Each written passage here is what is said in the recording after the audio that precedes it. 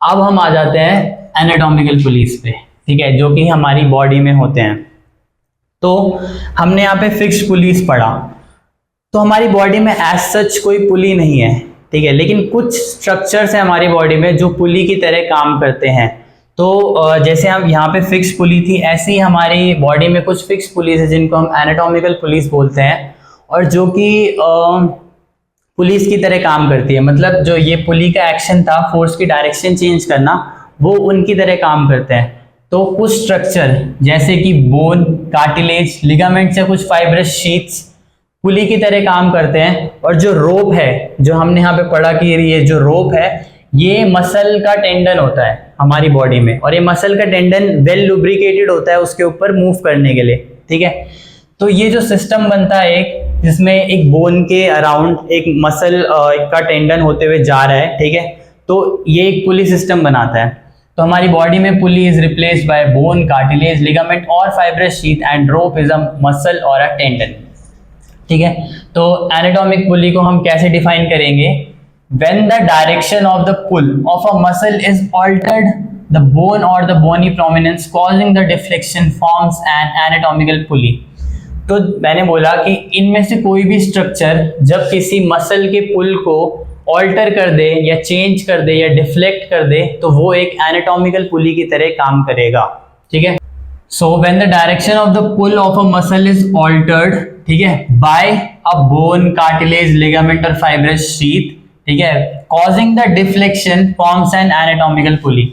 तो जब भी कोई इनमें से कोई भी स्ट्रक्चर किसी मसल के डायरेक्शन ऑफ पुल को ऑल्टर करता है, जो कि उसके पुल को डिफ्लेक्ट कर देता है, उसके जो फोर्स लाइन है उसको डिफ्लेक्ट कर देता है, तो उसको हम एनाटॉमिक पुली बोलते हैं।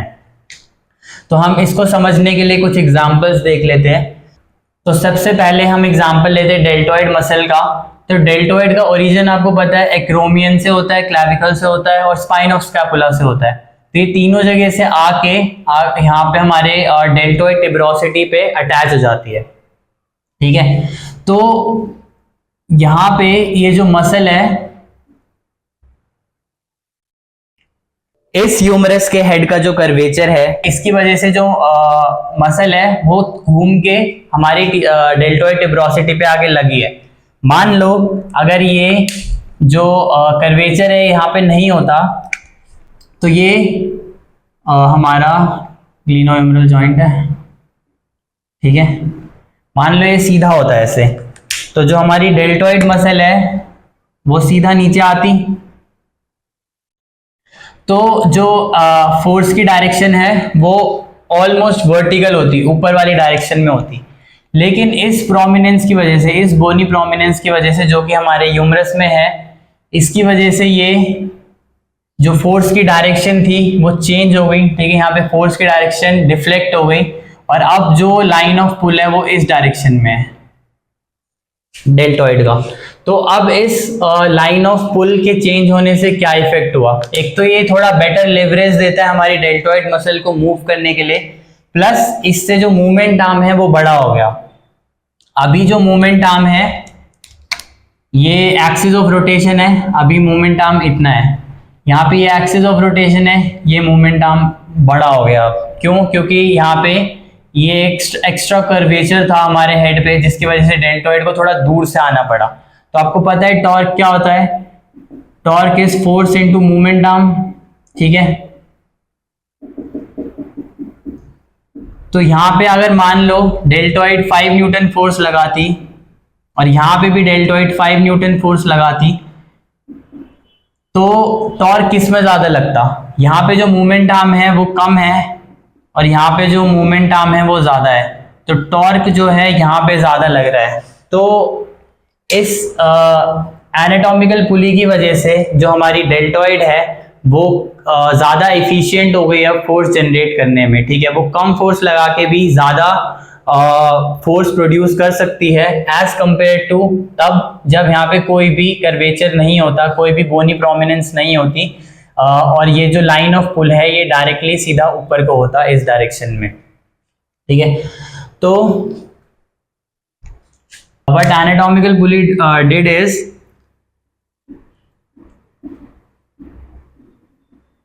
changes the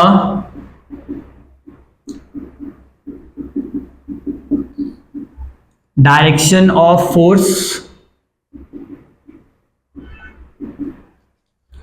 और ये फोर्स के डायरेक्शन चेंज होने की वजह से क्या हुआ, it increases the movement arm.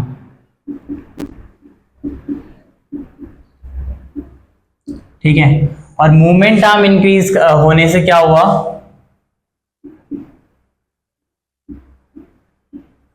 increases the torque generated by muscle। ठीक है, तो this is how an anatomical pulley works. ठीक है, it changes the direction of the force which increases the movement arm and which increases the torque generated by the muscle. तो अब ऐसे ही ये जो यहाँ पे बोनी प्रोमिनेंस है, इसने एक एनाटॉमिक पुली की तरह काम किया है। ऐसे ही हमारी बॉडी में बहुत सारे सिस्मोइड बोन्स हैं जो कि एनाटॉमिक पुली की तरह काम करते हैं। तो हमारी बॉडी में सिस्मोइड बोन है सबसे बड़ी, पटेला। तो यहाँ पे हम उसका एग्जांपल लेते हैं सबसे पहले। तो यहाँ पे हमारी क्वाड्रिसेप मसल है, फिर ये क्वाड्रिसेप टेंडन जाता है आगे, और यहाँ पे पटेलर टेंडन के थ्रू टिबियल ट्यूबरोसिटी पे जाके अटैच हो जाता है। तो सेम यहाँ पे अगर एग्जांपल ले, मान लो अगर ये यहाँ पे पटेला नहीं होती तो ये हमारा फीमर का कंडाइल है और ये टीबिया है। ठीक है, तो अब जो ये रोटेशन होती, इसका मूवमेंट आर्म बस इतना होता। ठीक है, और यहाँ पे ये एक्सिस ऑफ रोटेशन से अब इतना दूर चला गया इस पटेला की वजह से। ठीक है, पहले जो क्वाड्रिसेप का पुल था, ये क्वाड्रिसेप है, पहले क्वाड्रिसेप का पुल ऊपर वाली डायरेक्शन में था। ठीक है, ये रहा क्वाड्रिसेप का पुल। ठीक है, और मूवमेंट आर्म है छोटा। अब क्वाड्रिसेप का पुल जो है वो थोड़ा सा इस डायरेक्शन में, इसको डिफ्लेक्ट किया किसने, पटेला ने, और जो मूवमेंट आर्म है वो भी बड़ा हो गया। ठीक है, तो सेम कॉन्सेप्ट है यहाँ पे भी। पटेला की वजह से, इस सिस्मोइड बोन की वजह से जो लाइन ऑफ फोर्स है वो चेंज हुआ, और जिसकी वजह से मूवमेंट आर्म बड़ा हुआ, और जिसकी वजह से अब जो क्वाड्रिसेप है वो ज्यादा टॉर्क जनरेट कर पाएगी हमारे नी एक्सटेंशन कराते टाइम। अब पटेला में एक एक्सेप्शन है। सिंगल पुलीज में जनरली क्या होता है, जो सिंगल फिक्स पुली होती है, सिंगल फिक्स पुली में मैंने बोला जब अगर पुली जो है वो फ्रिक्शनलेस है और जो हमारे ये रोप है इसमें टेंशन इक्वली डिवाइडेड है, तो जो टेंशन है वो दोनों साइड बराबर लगती है। ठीक है, बराबर टेंशन होती है। लेकिन यहाँ पटेला में क्या होता है, जो टेंशन है पटेला के नीचे वो कम होती है, और जो पटेला के ऊपर जो टेंशन होती है वो ज़्यादा होती है उस टेंडन में। ठीक है, तो बस ये यहाँ पे पटेला एग्जैक्टली एक सिंगल फिक्स पुली की तरह काम नहीं करती। ठीक है, यहाँ पे जो टेंशन है वो ऑल्टर रहती है, नीचे कम होती है, ऊपर ज़्यादा होती है। अब हमने देखा कि हम एक बोनी प्रोमिनेंस कैसे एनाटॉमिकल पुली की तरह काम कर सकती है, और एक सिस्मोइड बोन कैसे एनाटॉमिकल पुली की तरह काम कर सकती है। लेकिन हमने यहाँ पे कार्टिलेज, लिगामेंट्स, फाइब्रस शीट्स और भी चीज़ें लिखी हुई हैं। तो हम और एग्जांपल्स देख लेते हैं कि ये स्ट्रक्चर्स कैसे एनाटॉमिकल पुली की तरह काम करते हैं। तो बोनी प्रोमिनेंसेस और भी होती है हमारी बॉडी में, तो पहले हम और बोनी प्रोमिनेंसेस को देख लेते हैं। ठीक है, उसके बाद हम और सिस्मोइड बोन्स को देखेंगे, और उसके बाद हम कार्टिलेज, लिगामेंट्स और फाइब्रस शीट्स को भी देख लेते हैं कि ये किस तरीके से एनाटॉमिक पुली की तरह काम करती है। एग्जाम में अगर आपको एनाटॉमिकल पुली के बारे में लिखना होगा तो आप ये डिफाइन करके, पुली को डिफाइन करके, ये दो मेन एग्जाम्पल्स आप एग्जाम में लिख सकते हैं, और इन दोनों को आप अच्छे से एक्सप्लेन कर सकते हैं। इन दोनों में से किसी एक को आप अच्छे से एक्सप्लेन कर सकते हैं, और ये दो चीज़ें आपको ज़रूर लिखनी है। Changes, pulley changes the direction of the force and it increases the movement arm. ठीक है, तो हम एग्जाम्पल लेते हैं यहाँ पे। अगला बोनी प्रोमिनेंस का लेटरल मेलियोलस। तो लेटरल मेलियोलस आपको पता है हमारी लेटरल साइड फिबुला का डिस्टल पार्ट है। ठीक है, तो लेटरल मेलियोलस पुली की तरह काम करता है, किसके लिए, पेरोनियस लॉन्गस के लिए। तो ये हमारी पेरोनियस लॉन्गस है। पेरोनियस लॉन्गस हमारी ईवर्टर है और प्लांटर फ्लेक्सर है। ठीक है, और ये जो पेरोनियस लॉन्गस का टेंडन है वो यहाँ पीछे से घूम के आगे अटैच हो रहा है। मान लो अगर ये जो लेटरल मेलियोलस है यहाँ पे नहीं होता, ठीक है, ये प्रोमिनेंस जो है यहाँ पे नहीं होती, तो ये जो टेंडन है वो अगर पीछे से रैप होके नहीं आता तो सीधा आगे चला जाता। अगर ये सीधा आगे जाता तो अब ये प्लांटर की जगह डॉर्सिफ्लेक्शन कराता, ठीक है, क्योंकि ये आगे से जा रहा है जॉइंट के, तो ये डॉर्सिफ्लेक्शन कराता, ठीक है। तो इसने क्या किया, लेटरल मेलियोलस ने इस फोर्स की डायरेक्शन को चेंज कर दिया, ठीक है। तो जो पेरोनियस लॉन्गस है वो पुल तो ऊपर ही करेगा, ठीक है, पेरोनियस लॉन्गस पुल ऊपर करेगा, लेकिन ये पीछे से लेटरल मेलियोलस के पीछे से होते हुए यहाँ अटैच हो रहा है। तो अब इसका जो पुल होगा हमारे फुट पे वो पीछे की डायरेक्शन में होगा, और ये लेटरल साइड है तो थोड़ा ऊपर की डायरेक्शन में होगा, इसीलिए अब पेरोनियस लॉन्गस का function eversion of the foot and planter flexion of the foot बन जाएगा, ठीक है।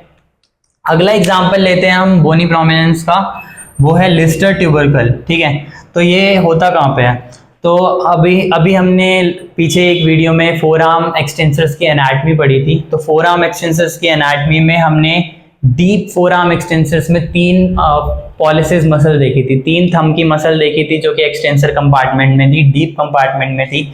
वो थी extensor pollicis Brevis, extensor pollicis longus और अबडक्टर पॉलिसिस लॉन्गस, ठीक है। तो अबडक्टर पॉलिसिस लॉन्गस आ रही है और यहाँ पे अटैच हो जा रही है, ब्रेविस भी आ रही है और ऊपर अटैच हो जा रही है, लॉन्गस भी आ रही है और आगे ऊपर जाके अटैच हो जाती है।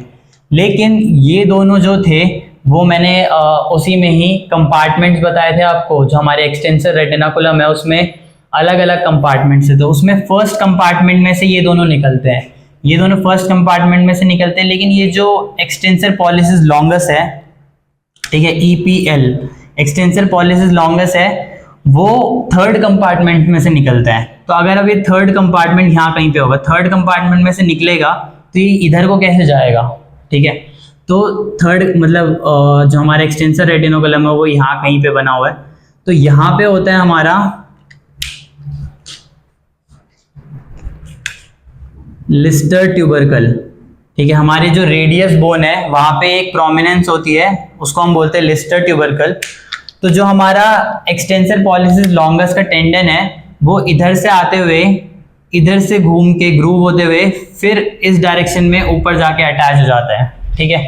तो एक्सटेंसर पॉलिसिस लॉन्गस रोप की तरह काम करता है और लिस्टर ट्यूबरकल हमारे पुली की तरह काम करता है। आप अपने हाथ में इसको देख सकते हो, ये हमारा एक्सटेंसर पॉलिसिस लॉन्गस का टेंडन है। आप इसके आगे पालपेट करते करते आगे जाओगे तो यहाँ पे आपको ये एक बोनी प्रोमिनेंस मिलेगी। तो ये जो प्रोमिनेंस है आपके रेडियस के ऊपर, इसको हम बोलते हैं लिस्टर ट्यूबरकल। तो ये थी कुछ बोनी प्रोमिनेंसेस। ऐसे ही और भी बोनी प्रोमिनेंसेस है, जैसे कॉन्डाइल ऑफ फीमर, ठीक है। तो उसमें भी जो मसल्स है वो घूम के आगे आ रही हैं, तो वो भी एक एनाटॉमिक पुली की तरह काम करता है।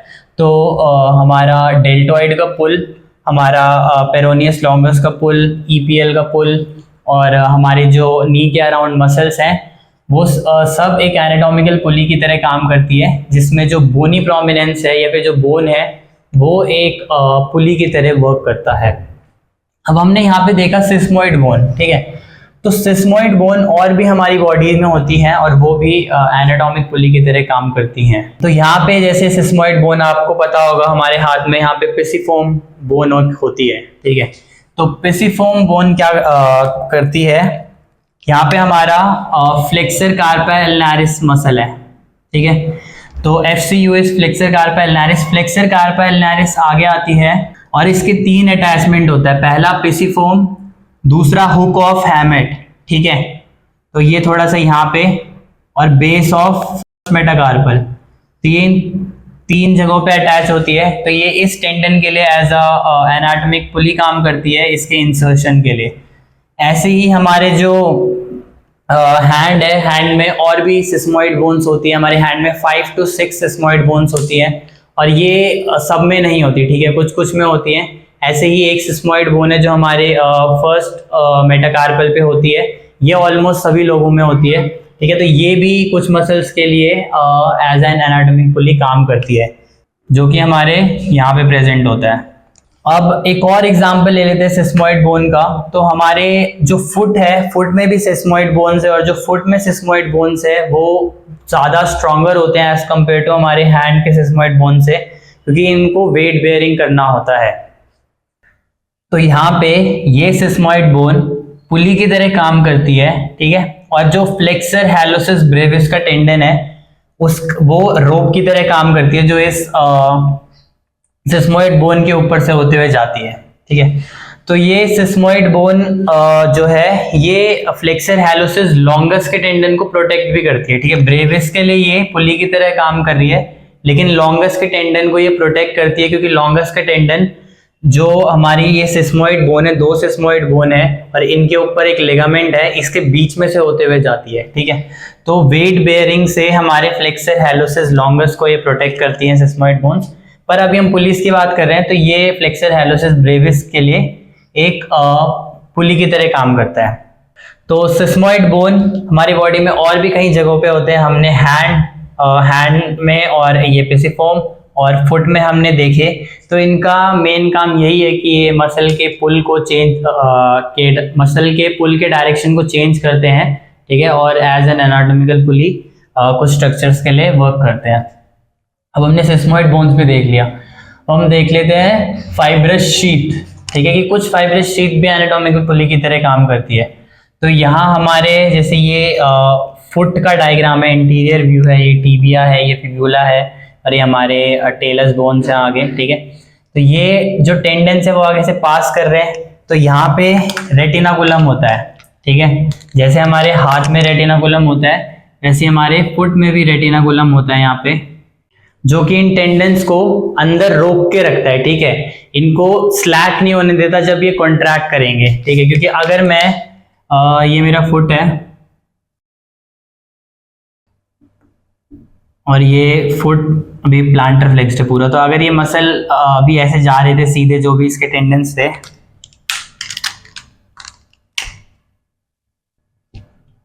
टेंडेंस से जा रहे थे, तो जब मैं डॉर्सीफ्लेक्स करूंगा और अगर यहाँ पे कुछ स्ट्रक्चर नहीं होता इनको दबाने के लिए, तो ये स्लैक हो जाते हैं और आगे आ जाते हैं और इनकी एफिशिएंसी कम हो जाती है पुल करने के लिए। तो इसीलिए यहाँ पे एक फ्लेक्सर रेटिनोकुलम है जो इनको अंदर रोक के रखता है। ठीक है, इनको अंदर दबा के रखता है। तो ये जो रेटिनाकुलम है वो बो स्ट्रिंगिंग को रोकता है। बो स्ट्रिंगिंग मतलब बो एंड एरो, आपको पता है ये धनुष होता है। ठीक है, तो अगर ये जो रोप है ये यहाँ किसी चीज पे अटैच होती तो ये आगे नहीं आती। ठीक है, लेकिन ये अटैच नहीं होती तो ये इसीलिए इन दोनों स्ट्रक्चर्स पे आगे टाइट रहती है। तो ये ऐसा ना हो, इसीलिए हमारे जो टेंडेंस हैं वो किसी स्ट्रक्चर से पीछे होल्ड हो रखे हैं, बंधे हुए हैं, ताकि ये बो स्ट्रिंगिंग ना हो, ये बो की तरह आगे ना आ जाए। ठीक है, अब हम देख लेते हैं लिगामेंट्स। ठीक है, कि लिगामेंट्स कैसे एनाटॉमिक पुली की तरह काम करता है। तो जिस तरीके से ये रेटिनाकुलम काम कर रहा था बो स्ट्रिंगिंग को रोक के, उसी तरीके से लिगामेंट्स भी काम करते हैं। तो इसका एक एग्जांपल हो गया एनुलर और क्रूशिएट लिगामेंट्स। ठीक है, हमारी जो फिंगर्स होती है यहाँ पे 5 एनुलर पुलीज और 3 क्रूशिएट पुलीज होती है। हम इसकी डिटेल में नहीं जाएंगे, बस एक बेसिक ओवरव्यू देख रहे हैं कि किस तरीके से काम करती है। तो हमारे यहाँ पे 5 एनुलर पुलीज होती हैं। ठीक है, A1, A2, A3, A4 और A5। ठीक है, एनुलर पुलीज सर्कुलर पुलीज होती हैं। ठीक है, हमारे यहाँ पे जो फ्लेक्सर टेंडन है, फ्लेक्सर टेंडन रन कर रहे हैं हमारी फिंगर्स में। इन फ्लेक्सर टेंडन के बाहर एक फाइब्रस शीथ है। ठीक है, जो पूरे थ्रू आउट द जहाँ तक फ्लेक्सर टेंडन जा रहे हैं उनके बाहर कवरिंग है एक फाइब्रस शीथ की, और उस फाइब्रस शीथ के बाहर भी कुछ कुछ जगहों पे इन जगहों पे लिगामेंटस स्ट्रक्चर है जो कि इनको रोक के रख रहा है अंदर। ठीक है, वो मैं बताता हूँ कैसे अभी। तो ये लिगामेंटस स्ट्रक्चर्स जो सर्कुलर होते हैं उनको हम एनुलर पुलीज बोलते हैं, और जो क्रिस क्रॉस शेप में होते हैं उनको हम क्रूशिएट पुलीज बोलते हैं। तो क्रूशिएट पुलीज हमारी 3 होती हैं, एक A2 और A3 के बीच में होती है, एक यहाँ पे होती है और एक यहाँ पे होती है, C1, C2, C3। ठीक है, और इनके अंदर से पास होते हुए जाते हैं हमारे फ्लेक्सर डिजिटोरम सुपरफिशियालिस का टेंडन। ठीक है, तो फ्लेक्सर डिजिटोरम सुपरफिशियालिस का टेंडन यहाँ जाता है। प्रॉक्सिमल फैलिंक्स में वो 2 पार्ट में डिवाइड हो जाता है और ये दोनों पार्ट हमारे मिडल फैलिंक्स पे अटैच हो जाते हैं। और जो हमारा फ्लेक्सर डिजिटोरम प्रोफंडस का टेंडन है, FDP का टेंडन, वो भी इनके अंदर से जाता है और इनके बीच में से पास होते हुए यहाँ पे अटैच हो जाता है। ठीक है, तो अब इनका काम क्या है ये पुलिस का, ठीक है, तो ये भी बो स्ट्रिंगिंग को रोकते हैं। तो इसका एग्जांपल हम इससे देख लेते हैं। मान लो ये आपके टेंडन है जो कि आपके फिंगर के थ्रू सीधा रन कर रहे हैं। तो जब मैं फिंगर को फ्लेक्स करूंगा और ये अगर कहीं पे अटैच नहीं है तो ये ऐसे आगे आ जाएंगे, ठीक है। तो ये ऐसे आगे ना आए इसीलिए इनको रोक के रखा हुआ है हमारे पुलिस ने, ठीक है। तो ये 8 पुलिस थी हमारे हैंड में जो कि एज एन एनाटॉमिकल पुली काम करती हैं और जो बो स्ट्रिंगिंग है उसको रोकती है। और हमारे जो ये फाइन मूवमेंट्स होते हैं फिंगर्स में जो हम इजीली फ्लेक्स कर पाते हैं हमारे फिंगर्स को अलग अलग एंगल्स पे, वो इन पुलिस के थ्रू ही काम कर पाते हैं, इन पुलिस के थ्रू ही हम कर पाते हैं। और ऐसे ही अगर हमारी इन जो टेंडेंस है इन टेंडेंस में कहीं पे इन्फ्लेमेशन हो जाती है या फिर नोड्यूल्स बन जाते हैं तो ये जब हम फ्लेक्स करते हैं तो ये निकल तो जाते हैं इसके अंदर से। जब हम फ्लेक्स करते हैं तो ये खींच के नीचे आएंगे हमारे टेंडेंस इन पुलिस के थ्रू, लेकिन अब इस इन्फ्लेमेशन या थिकनेस की वजह से ये अटक जाएंगे इन पुलिस में और ऊपर नहीं जा पाएंगे। इसी को हम ट्रिगर फिंगर भी बोलते हैं। हमारी जो फिंगर्स है वो किसी एक फिक्स्ड एंगल पे लॉक हो जाती है और फिर हमको उसको खींच के करना पड़ता है, खींच के खोलना पड़ता है क्योंकि वो इन पुलिस में लॉक हो जाती है। पर हम पढ़ेंगे आगे अच्छे से एनुलर और क्रूशिएट पुलिस के बारे में। अभी तो बस हम एनाटॉमिक पुली की तरह कैसे काम कर रही है वो देख लेते हैं। अब ऐसे ही एक और एग्जांपल यहाँ पे ले लेते हैं। यहाँ पे पुली जो है वो है डीप ट्रांसवर्स मेटाकार्पल लिगामेंट और जो रोप है वो है हमारी इंटरऑशियाई मसल का टेंडन। तो इंटरऑशियाई मसल्स हमारी जो हमारी मेटाकार्पल बोन्स हैं उनके बीच में होती है। तो ये हमारी मेटाकार्पल और ये 3 फेलेंजेस हैं। तो यहाँ पे हमारी इंटरऑशियस मसल है, ठीक है, हर मेटाकार्पल के बीच में।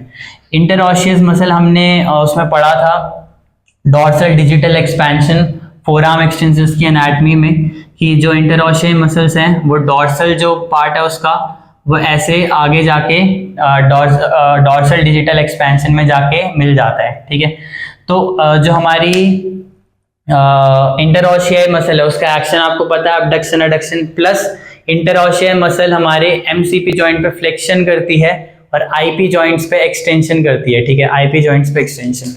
तो ये आईपी जॉइंट पे एक्सटेंशन इसीलिए कर पाती है क्योंकि ये आगे डॉर्सल डिजिटल एक्सपेंशन में जुड़ जाती है। तो यहाँ ये पीछे से इसको एक्सटेंड करा पाती है और ये इसके आगे से यहाँ से क्रॉस होते हुए जा रही है, इसीलिए ये एमसीपी जॉइंट, ये एमसीपी जॉइंट है, यहाँ पे ये फ्लेक्शन करती है। और इसको यहाँ पे जो रोक के रखता है वो है हमारा डीप ट्रांसवर्स मेटाकार्पल लिगामेंट। तो हमारे जो ये मेटाकार्पल्स और फेलेंजेस के बीच में जॉइंट है मेटाकार्पो फेलेंजियल जॉइंट्स, इस यहाँ पे हमारा यहाँ पे हमारा डीप ट्रांसवर्स मेटाकार्पल लिगामेंट रहता है, ठीक है, जो रन करता है यहाँ पूरे में और स्टेबिलिटी प्रोवाइड करता है हमारे इस आर्च की, ठीक है, जो हमारी आगे वाली आर्च है हैंड में। अब हमने बोन पढ़ा, बोनी प्रोमिनेंसेस पढ़ी, लिगामेंट्स पढ़ा, फाइब्रस शीथ पढ़ी, कार्टिलेज भी लिखा हुआ है यहाँ पे। तो कार्टिलेज भी एनाटॉमिक पुली की तरह काम कर सकता है। इसका एक एग्जांपल है हमारी आई में, ठीक है। तो हमारी आई में ट्रोक्लिया होता है, ठीक है। ट्रोक्लिया एक कार्टिलेज है जो कि बोन में लगा हुआ है और उसके थ्रू होते हुए एक मसल का टेंडन आता है, ठीक है। तो उसको हम यहाँ पे बना लेते हैं। तो ये जो स्ट्रक्चर है यहाँ पे ये हमारे आई का स्ट्रक्चर है, ठीक है। ये आई बॉल है और ये स्कल के आई सॉकेट में डली हुई है। जो लोग 3rd या फाइनल ईयर में होंगे उनको ये डायग्राम फेमिलियर होगा, न्यूरो में पढ़ा होगा, ठीक है, आई बॉल की मूवमेंट। तो हमारी आई बॉल की मूवमेंट कराने के लिए मसल्स होती हैं जो आई बॉल की मूवमेंट कराती है।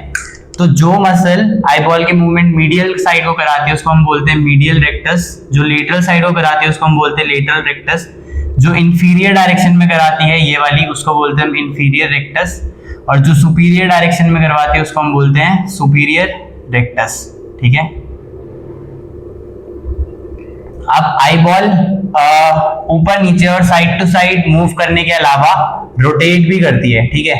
तो जो आई बॉल को मीडियल साइड को रोटेट कराती है उसको हम बोलते हैं इंफीरियर ओब्लिक।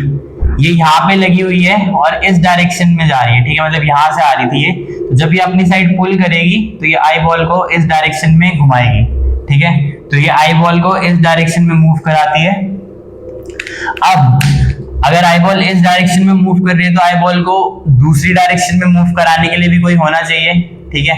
तो क्लॉकवाइज डायरेक्शन में मूव कराने के लिए सुपीरियर ओब्लिक मसल होती है, पर सुपीरियर ओब्लिक मसल हमने बनाई नहीं है, ठीक है। तो हम देखते हैं सुपीरियर ओब्लिक मसल कैसे बनती है। तो सुपीरियर ओब्लिक मसल इधर से इधर को आती है, ठीक है।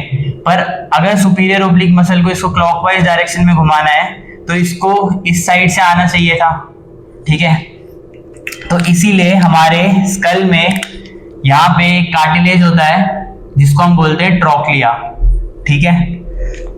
तो ये इस ट्रोक्लिया के अंदर से होते हुए यहाँ पे अटैच हो जाती है, ठीक है।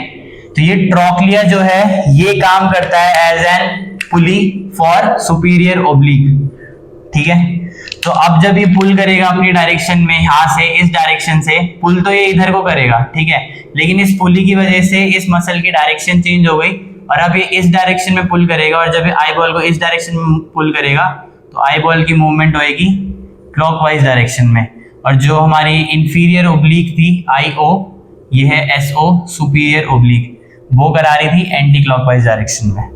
तो यहाँ पे trochlea is a pulley and superior oblique muscle of the eyeball is a rope or a cord. तो हमने देखा कि कैसे कोई भी बोनी कंटूर या फिर बोनी प्रोमिनेंस या फिर सिस्मोइड बोन्स या फिर कार्टिलेज, लिगामेंट या फाइब्रस शीथ किसी भी मसल या टेंडन के लिए एज अ पुली काम कर सकती है। सो वंस अगेन एक बार रिवाइज करते हैं। एक एनाटॉमिकल पुली क्या होती है?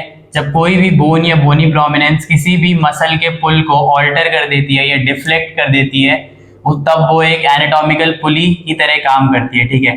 जरूरी नहीं वो बोन या बोनी प्रोमिनेंसेस ही हो, हमारी बॉडी में और भी स्ट्रक्चर्स हैं जो पुली की तरह काम करते हैं, जैसे कि कार्टिलेज, लिगामेंट या फिर फाइब्रस शीथ्स। तो ये जो भी सारे एग्जाम्पल हमने पढ़े थे ये सारे फिक्स्ड पुली के एग्जाम्पल्स थे, पर हमने यहाँ पे पुली की दो टाइप पढ़े थे, फिक्स्ड और मूवेबल। तो क्या हमारी बॉडी में मूवेबल पुलीज भी होती हैं? तो हमारी बॉडी में एज सच मूवेबल पुलीज नहीं होती, लेकिन अगर एक मसल दूसरी मसल के ऊपर है तो जो मसल नीचे है वो एक पुली की तरह काम कर सकती है, ठीक है।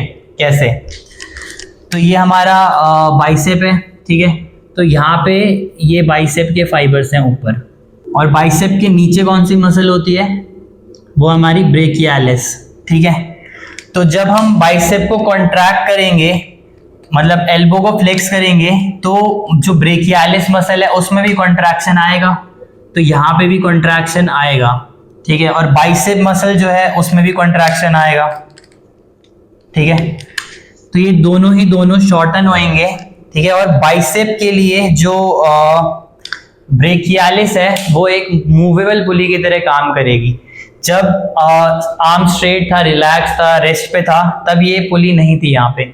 लेकिन जैसे ही मैंने एल्बो फ्लेक्स किया तो ये जो मसल नीचे है वो थोड़ा बहुत एक मूवेबल पुली की तरह काम कर रही है बाइसेप के लिए। बाइसेप को एक लेवरेज दे रही है, ठीक है। नीचे वाली मसल कॉन्ट्रैक्ट करके बाइसेप को ऊपर उठा दे रही है, तो ये बाइसेप का जो लाइन ऑफ पुल है वो थोड़ा सा ऑल्टर कर दे रही है, ऊपर को कर दे रही है, क्योंकि पहले यहाँ पे नहीं थी ये पुली। जैसे ही मैंने कॉन्ट्रैक्ट किया तो नीचे वाली मसल भी कॉन्ट्रैक्ट हुई, जिससे कि जो बल्क है वो और थोड़ा सा बढ़ गया, ठीक है। जब मैं फ्लेक्स करता हूँ तो बाइसेप ऊपर आ जाती है, तो इसकी वजह से लाइन ऑफ पुल चेंज हुआ और थोड़ी बहुत एडवांटेज भी हमको मिली।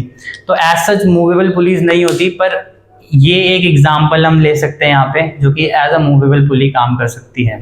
तो ये था एनाटॉमिकल पुलीज के बारे में सब कुछ, ठीक है। तो लेक्चर थोड़ा बड़ा था क्योंकि इसमें पुलीज भी कवर करी और एनाटॉमिकल पुलीज के बारे में पढ़ा, और सिर्फ जो हर जगह सिर्फ 2 एग्जाम्पल होते हैं, उसके अलावा भी हमने और एग्जाम्पल एक्सप्लोर किए कि हमारी बॉडी में और कौन कौन सी जगहों पे एनाटॉमिकल पुलीज की तरह कुछ स्ट्रक्चर्स काम करते हैं, ठीक है। इनके अलावा भी और भी स्ट्रक्चर्स काम करते हैं हमारी बॉडी में, ठीक है। लेकिन हम सब कुछ इस वीडियो में नहीं डाल सकते, वो धीरे धीरे जैसे हम बाकी स्ट्रक्चर्स के बारे में बायोमैकेनिक्स एंड एनाटॉमी में पढ़ेंगे तो उसमें आता जाएगा।